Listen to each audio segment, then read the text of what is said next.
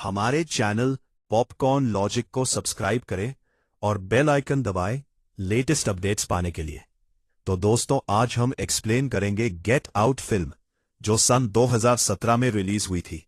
इस फिल्म को जॉर्डन पील ने डायरेक्ट किया है और ये मेरे हिसाब से बेहतरीन मनोवैज्ञानिक थ्रिलर फिल्मों में से एक है। IMDb पर इसकी रेटिंग 7.7 है, जो कि एक थ्रिलर फिल्म के लिए बहुत अच्छी मानी जाती है। इतना ही नहीं दोस्तों, इस फिल्म को बेस्ट ओरिजिनल स्क्रीन प्ले के लिए ऑस्कर भी मिला। तो दोस्तों, फिल्म की शुरुआत में हम एक काले व्यक्ति को देखते हैं जो सड़क किनारे चल रहा था। अब मैं खास तौर पर काला इसलिए बोल रहा हूं क्योंकि इस फिल्म में त्वचा के रंग और नस्ल भेद की बहुत ज्यादा अहमियत है। तभी उस काले इंसान के पास एक सफेद गाड़ी आकर रुकती है और फिर हम देखते हैं कि कोई अनजान व्यक्ति उस गाड़ी से निकलकर उसे अगवा कर लेता है। दृश्य बदलता है और एक बार फिर हम एक और काले युवक को देखते हैं जिसका नाम क्रिस वॉशिंगटन था। क्रिस की प्रेमिका का नाम रोज था और रोज एक गोरी लड़की थी। पेशे से क्रिस एक फोटोग्राफर था और रोज बताती है कि क्रिस उसका पहला काला बॉयफ्रेंड है। रोज चाहती थी कि क्रिस उसके परिवार से मिले और क्रिस थोड़ा घबराया हुआ था क्योंकि रोज के परिवार को यह नहीं पता था कि क्रिस काला है। रोज के माता पिता के घर जाने से पहले क्रिस अपने दोस्त रॉड को फोन करता है ताकि वो उसके कुत्ते सिड का ख्याल रख सके। रॉड भी एक काला युवक था जो पुलिस विभाग में काम करता था। खैर, रोज अपनी गाड़ी में क्रिस को अपने माता पिता के घर की तरफ लेकर जाती है, जहां रास्ते में उनकी गाड़ी से एक हिरण टकरा जाती है। इस दुर्घटना में हिरण की वही मौत हो जाती है और वे तुरंत पुलिस को बुलाते हैं। हालांकि गाड़ी रोज चला रही थी, लेकिन पुलिस बार बार क्रिस से उसका लाइसेंस मांग रहा था। रोज इस बात पर काफी गुस्सा हो जाती है क्योंकि उसे लगता है कि क्रिस काला है और पुलिस वाला गोरा है, इसलिए वो उसे बेवजह परेशान कर रहा है। रोज के गुस्से की वजह से पुलिस उन्हें वहां से जाने देती है और आखिरकार वे दोनों रोज के माता पिता के घर पहुंच जाते हैं। रोज के पिता का नाम डीन आर्मिटेज था और उसकी मां का नाम मिसी आर्मिटेज था। डीन और मिसी दोनों ही बहुत मिलनसार लोग थे और वे खुले दिल से क्रिस को स्वीकार करते हैं। डीन तो यहां तक कहते हैं कि वे ओबामा को तीसरी बार भी वोट देते क्योंकि उनके हिसाब से ओबामा सबसे अच्छे राष्ट्रपति थे। बातों ही बातों में हमें पता चलता है कि डीन एक मस्तिष्क शल्य चिकित्सक थे और मिसी एक मनोचिकित्सक थी। रोज का एक छोटा भाई भी था जिसका नाम जेरेमी था और वह भी अपने पिता की तरह चिकित्सा की पढ़ाई कर रहा था। डीन क्रिस को अपना घर दिखाते हैं जो काफी शानदार था और शहर से थोड़ा दूर था। क्रिस ध्यान देता है कि वहां दो नौकर थे और वे दोनों काले लोग थे। इससे पहले कि क्रिस कुछ और सोचे, डीन खुद उसे बताते हैं कि ये दोनों नौकर उनके माता पिता का ख्याल रखते थे और उनकी मृत्यु के बाद डीन ने उन्हें हमेशा के लिए वहीं रख लिया क्योंकि उनके पास जाने के लिए कोई और जगह नहीं थी। डीन क्रिस को यह भी बताते हैं कि 1936 के ओलंपिक मैराथन क्वालिफाइंग राउंड में उनके पिता दूसरे स्थान पर आए थे क्योंकि पहला स्थान पाने वाला इंसान जेसी डीन्स नाम का एक काला व्यक्ति था। ऊपर से सब कुछ बिल्कुल सामान्य दिख रहा था, लेकिन दर्शक के रूप में हम साफ देख सकते हैं कि रोज के माता पिता क्रिस को लेकर कुछ ज्यादा ही उत्साहित थे, जो स्वाभाविक नहीं लग रहा था। इतना ही नहीं, उनके घर के नौकर वॉल्टर और जॉर्जिना भी थोड़ा अजीब व्यवहार कर रहे थे और क्रिस भी इस बात को नोटिस करता है। उसी दिन रोज का छोटा भाई जेरेमी भी वहां पहुंचता है और रात के खाने पर सभी लोग एक साथ बैठते हैं। जेरेमी लगातार कुछ नस्लभेदी बातें कर रहा था, जैसे वो क्रिस से पूछता है कि क्या उसका पसंदीदा खेल UFC है। क्रिस शारीरिक रूप से इतना मजबूत है कि वो मिश्रित मार्शल आर्ट्स में अच्छा प्रदर्शन कर सकता है और वो उसे जूडो लड़ाई की चुनौती भी देता है। मिसी तुरंत ही जेरेमी को अंदर जाने के लिए कहती है और अगले दृश्य में हम क्रिस और रोज को एक कमरे में देखते हैं। रोज काफी गुस्से में होती है क्योंकि उसके भाई ने क्रिस के साथ ऐसा व्यवहार किया और यहां तक कि उसके माता पिता भी क्रिस के साथ कुछ ज्यादा ही मीठा व्यवहार कर रहे थे। क्रिस इन बातों को हल्के में लेता है और फिर दोनों सोने चले जाते हैं। उसी रात क्रिस की नींद खुलती है और वो सिगरेट पीने के लिए बाहर जाता है। वहां वो इस घर के नौकर वॉल्टर को बहुत तेजी से अपनी तरफ दौड़ते हुए देखता है और इससे पहले कि वो उससे टकराता, वॉल्टर अपनी दिशा बदलकर दूसरी तरफ दौड़ने लगता है। इतना ही नहीं, जॉर्जिना भी अपने कमरे में खुद को बहुत ही अजीब तरीके से निहार रही थी। क्रिस तुरंत ही घर के अंदर वापस आता है, जहां उसे रोज की मां मिसी एक कुर्सी पर बैठी हुई दिखती है।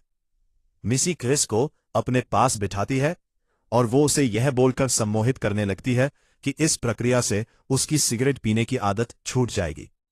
मिसी बार बार एक कप में चम्मच घुमा रही थी और वो क्रिस से उसकी मां के बारे में पूछने लगती है। हम देख पाते हैं कि क्रिस सम्मोहित हो रहा था और उसे ऐसा महसूस हो रहा था कि वो किसी अंधेरी जगह में नीचे गिरता जा रहा है। इस जगह को मिसी सनकन प्लेस बुलाती थी और क्रिस अपने शरीर को हिला भी नहीं पा रहा था। फिर अचानक से हम क्रिस को अपने कमरे में देखते हैं, जहां वो झटके से उठता है और उसे ऐसा लगता है कि उसने कोई बुरा सपना देखा है।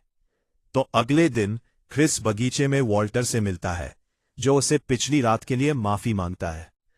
वॉल्टर कहता है कि वो दौड़कर कसरत कर रहा था और वो यह भी बोलता है कि पिछली रात क्रिस मिसी के दफ्तर में काफी देर तक था।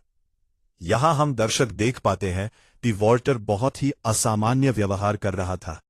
मेरा मतलब है, आमतौर पर बूढ़े लोग ऐसा व्यवहार करते हैं।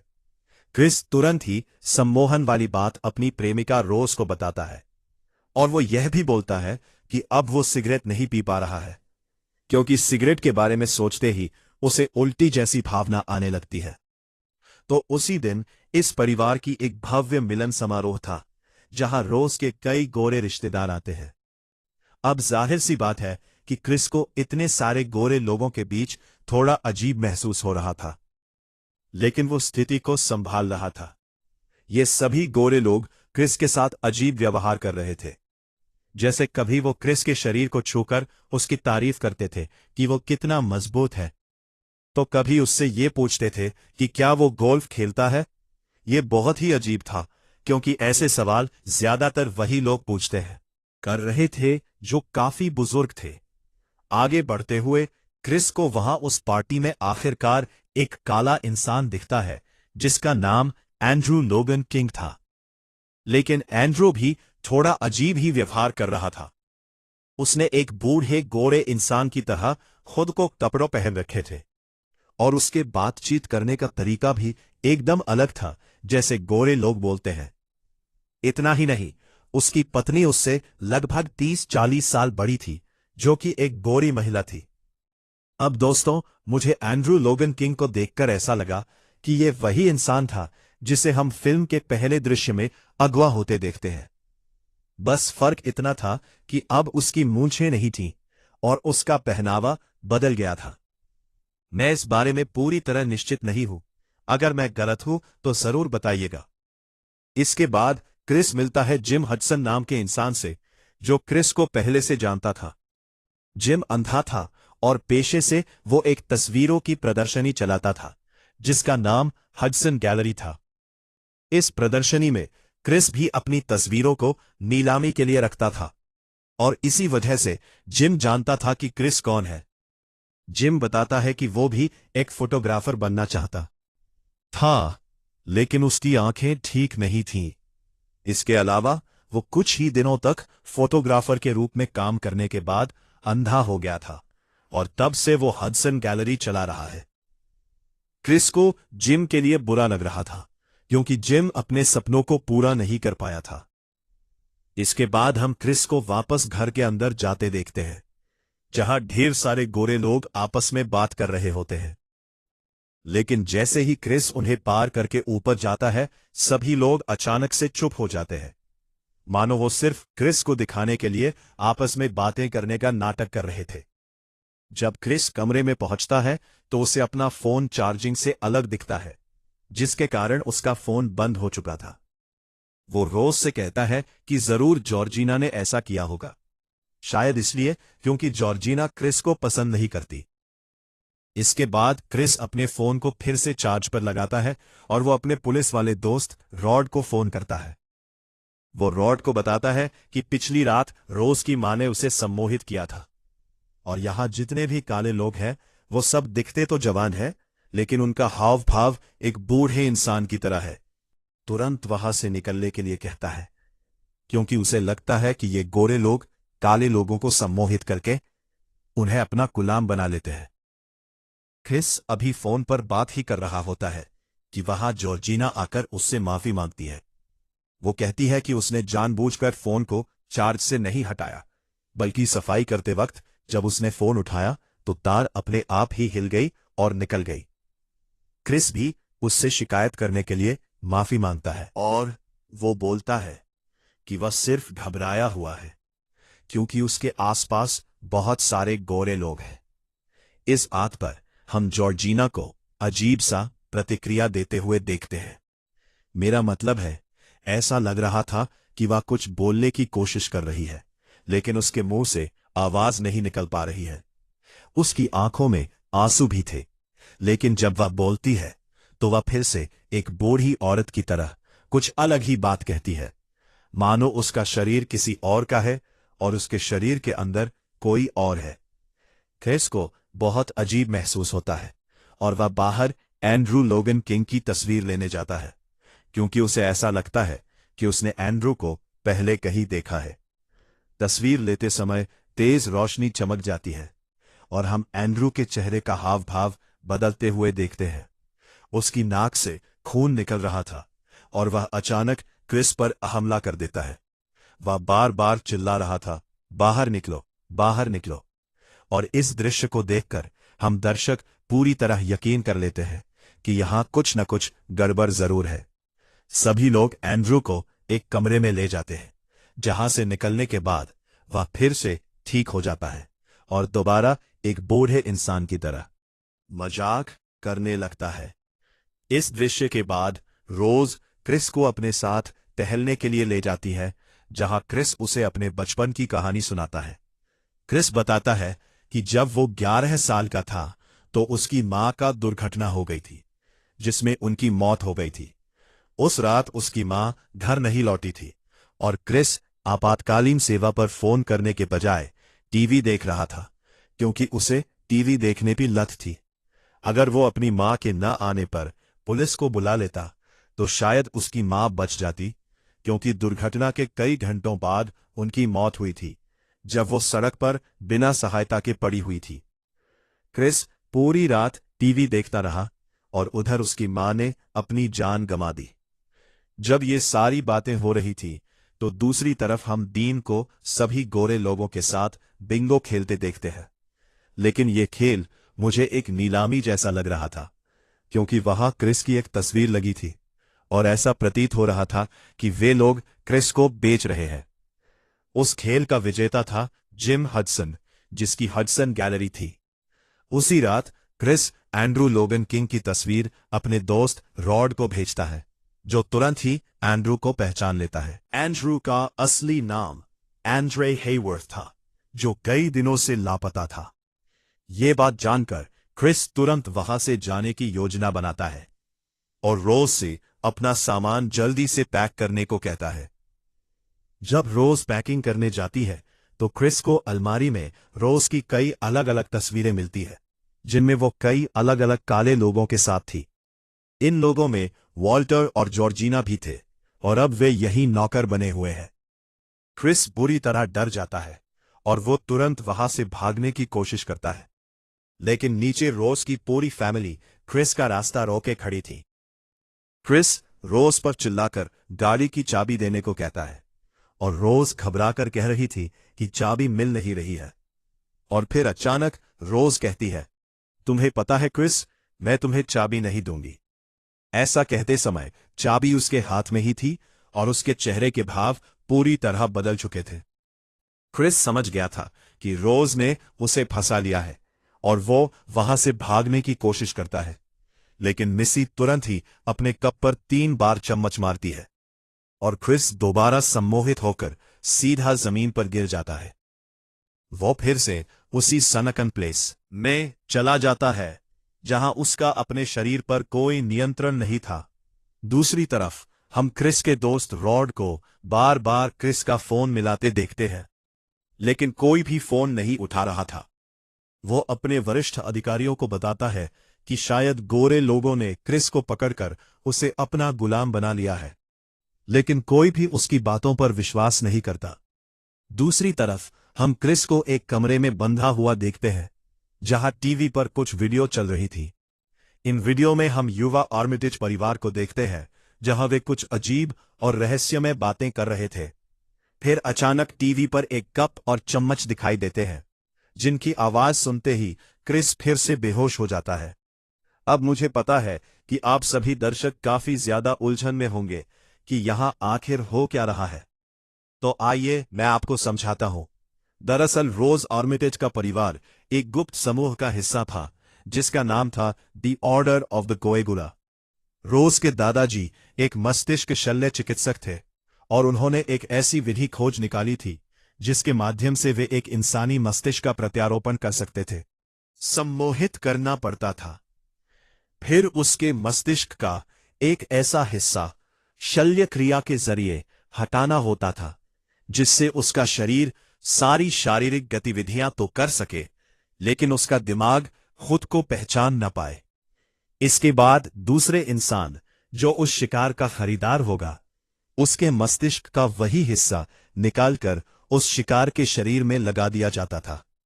इससे जब शिकार होश में आता तो उसे ऐसा महसूस होता मानो वह कोई और व्यक्ति बन चुका है।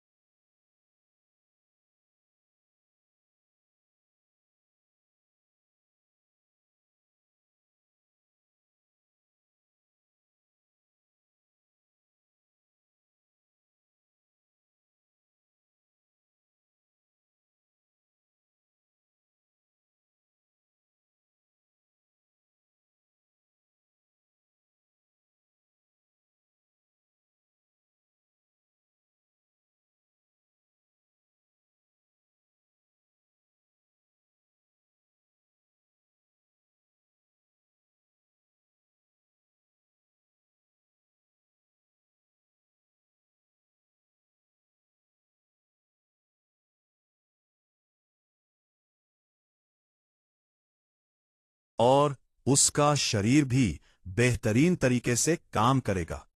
शिकार के कुछ अवचेतन विचार उसके दिमाग में रहेंगे, लेकिन उन विचारों को सम्मोहन से नियंत्रित किया जाएगा।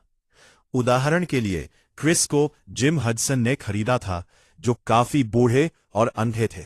अब जिम का मस्तिष्क क्रिस के शरीर और उसके सिर के अंदर प्रत्यारोपित किया जाएगा, जिससे उन्हें क्रिस का जवान शरीर मिल जाएगा और क्रिस का अस्तित्व हमेशा हमेशा के लिए खत्म हो जाएगा, क्योंकि वो संकन प्लेस में फंसकर रह जाएगा। वहां से क्रिस सब कुछ देख और सुन तो पाएगा, लेकिन करेगा वही जो जिम का दिमाग चाहेगा। यह बिल्कुल ऐसा होगा जैसे अपने ही शरीर में एक यात्री बन जाना, जिसे कोई और नियंत्रित कर रहा हो। तो असल में रोज के घर में जो वॉल्टर था, वो रोज के दादाजी थे। जॉर्जिना रोज की दादी थी, बस शरीर किसी और का था। इसी तरह एंड्रू लोगन किंग भी उस बूढ़ी औरत का असली पति था, जो इस जवान शरीर के अंदर था। ये सभी लोग एक गुप्त समाज के सदस्य थे, जिसका नाम था द ऑर्डर ऑफ द कोएगुला, और यह समाज अपने लोगों को दूसरी जवान देह देकर एक तरह से अमर बना रहा था। सच में दिमाग हिला देने वाला विचार। क्रिस को ये सारी बातें उस टीवी के जरिए पता चलती हैं, जिसमें जिम खुद आकर उसे बताते हैं कि अब उसका शरीर उनका होने वाला है। फिर टीवी पर कप और चम्मच दिखाई देते हैं, जिनकी आवाज सुनकर क्रिस बेहोश हो जाता है। दूसरी तरफ शल्य क्रिया की तैयारी शुरू हो जाती है, और हम डीन को जिम के मस्तिष्क पर शल्य क्रिया करते देखते हैं। जेरेमी क्रिस का शरीर लाने जाता है, और जैसे ही वह उसका हाथ खोलता है, क्रिस उस पर हमला कर देता है। असल में क्रिस जिस कुर्सी पर बैठा था, उसकी रुई निकल रही थी, और टीवी पर कप और चम्मच वाला दृश्य आने से पहले उसने कुर्सी की ढेर सारी रुई निकालकर अपने कानों में भर ली थी, ताकि उसे कप और चम्मच की आवाज सुनाई ही न दे और वह दोबारा सम्मोहित न हो सके। इसके बाद क्रिस डीन पर हमला करके उन्हें मार देता है और फिर उसका सामना होती है दुष्ट मिसी से, जिसने उसे सम्मोहित किया था। मिसी क्रिस के हाथ में चाकू मार देती है, लेकिन क्रिस उसी चाकू से मिसी को भी मार देता है और वहां से बाहर निकलने की कोशिश करता है। बाहर जाने से पहले जेरेमी होश में आकर क्रिस पर दोबारा हमला करता है, लेकिन क्रिस उसे भी मार देता है। दूसरी तरफ हम रोज को देखते हैं, जो इंटरनेट पर शीर्ष विश्वविद्यालयीय खिलाड़ियों की खोज कर रही थी, और परिणाम में ढेर सारे काले, सुंदर और शारीरिक रूप से मजबूत युवकों की तस्वीरें आती है। साफ था कि वो अपना अगला शिकार चुन रही थी। क्रिस गाड़ी चालू करके वहां से भागता है, तभी उसके सामने जॉर्जिना आ जाती है और गाड़ी से टकरा जाती है। इस आवाज को सुनकर रोज बंदूक लेकर क्रिस पर हमला करती है, लेकिन क्रिस जल्दी से जॉर्जिना के शरीर को गाड़ी में डालकर वहां से निकल जाता है। अब चूंकि जॉर्जिना के अंदर रोज की नानी थी, वो क्रिस पर यह कहकर हमला कर देती है कि उसने उनके पूरे परिवार को मार डाला।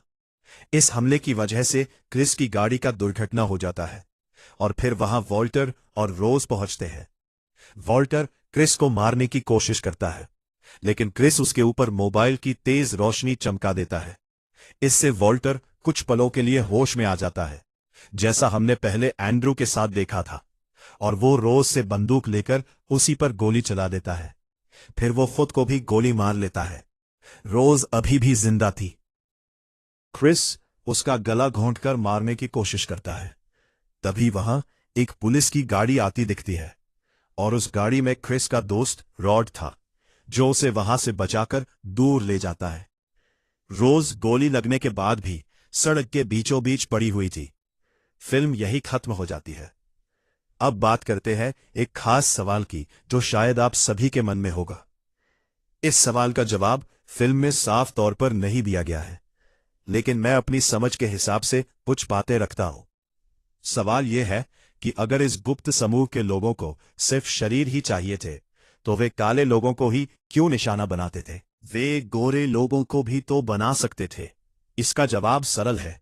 रोज के पूर्वज 1936 के ओलंपिक क्वालिफायर में एक काले व्यक्ति से दौड़ में हार गए थे, और तब से उन्हें लगने लगा था कि आनुवंशिक रूप से काले लोग ज्यादा मजबूत, तेज और बेहतर होते हैं। यही वजह है कि वॉल्टर रात में दौड़ रहा था, क्योंकि उसके अंदर रोज के दादाजी थे, और वो दौड़कर अपनी 1936 की हार की भड़ास निकाल रहे थे। इतना ही नहीं, कुछ लोगों का यह भी मानना है कि आज के समय में काला होना एक विशेषाधिकार जैसा माना जाता है। इन सभी बातों को देखते हुए ये लोग काले लोगों को ही उठाते थे, क्योंकि उन्हें बस एक तंदुरुस्त और मजबूत शरीर चाहिए था। तो ये थी गेट आउट फिल्म की कहानी, और मेरे हिसाब से ये बेहतरीन मनोवैज्ञानिक थ्रिलर फिल्मों में से एक है। सच में शब्द कम पड़ जाते हैं। जरूर जाइए और इस फिल्म को पूरा देखिए, क्योंकि आपको ये बहुत पसंद आएगी। अभिनय शानदार, निर्देशन कमाल का, और कहानी का कथानक आपको पूरी तरह हिला देगा। इसलिए देर मत कीजिए, जल्दी से यह फिल्म देखिए। तो दोस्तों, आज की वीडियो में बस इतना ही। अगर वीडियो पसंद आई हो तो लाइक और शेयर जरूर कीजिएगा, और हमारे चैनल पॉपकॉर्न लॉजिक को सब्सक्राइब करना ना भूलिए।